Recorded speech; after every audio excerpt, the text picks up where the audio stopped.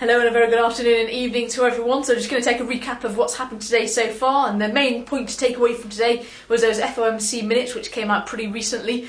So that was for the April 25th meeting, and the main point there was the fact that they said several of the FOMC members saw a need for further easing if conditions worsened. Last time, from the last meeting in March, they said just a couple of members, so slightly more dovish there, a couple more members seeing a need for further easing if the situation, the economic conditions do deteriorate.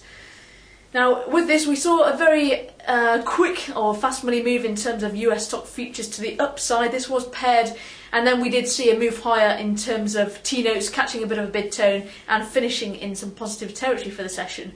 Other than that, it's been relatively quiet. We did see source comments earlier from a central bank source saying that ECB, they had stopped monetary policy operations for Greek banks as the recapitalisation plans for Greek banks are not in place. And then we saw the ECB confirm this. They said they'd moved 4 Greek banks from their main operations to the use of emergency liquidity assistance. So with the official confirmation, we saw very limited reaction. We did see a move with the source comments, however, saw a bit of a move lower.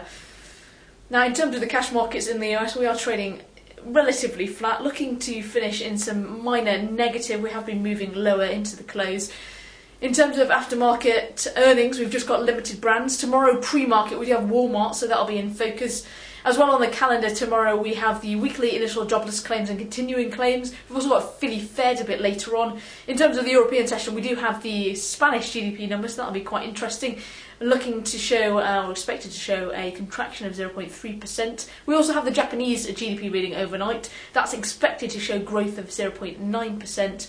The last reading did show a bit of a contraction, so it'll be quite interesting to see that reading. In terms of fixed income events tomorrow, we've also got Spain tapping 3 different lines, looking to raise a relatively small amount of between 1.5 to 2.5 billion euros. We've also got UK gilt mini tender operations, so that's in the 2014 gilt with a coupon of 5%.